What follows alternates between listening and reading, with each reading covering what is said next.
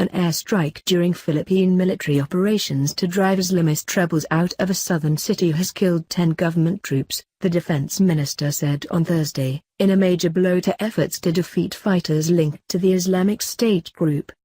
7 other soldiers were wounded on Wednesday when 2 Air Force SF-260 close air support planes dropped bombs on a target in the heart of Marawi City, Defense Secretary Delfin Lorenzana told a news conference. The first plane hit the target but the second missed. "It's very sad to be hitting our own troops," Lorenzana said. "There must be a mistake somewhere, either someone directing from the ground, or the pilot." The armed forces have used a combination of ground troops and rocket strikes from helicopters since the weekend to try flush rebels of the MORT group out of buildings. Wednesday was the first day the SF-260 planes were deployed. The pro-Islamic State MORT group has proven to be a fierce enemy, clinging on to the heart of Marawi City through days of airstrikes the military has said are surgical and on known rebel targets.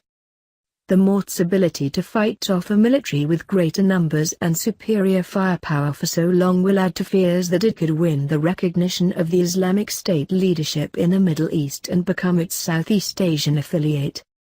The deaths of the soldiers takes the number of security forces killed to 38, with 19 civilians and 120 rebel fighters killed in the battles in Marawi over the past 9 days. Lorenzana said militants who are Saudi, Malaysian, Indonesian, Yemeni and Chechen were among 8 foreigners killed fighting with the MORT rebels. In an earlier text message to reporters, he said of the friendly fire incident, "Sometimes that happens. Sometimes the fog of war, the coordination was not properly done so we hit our own people."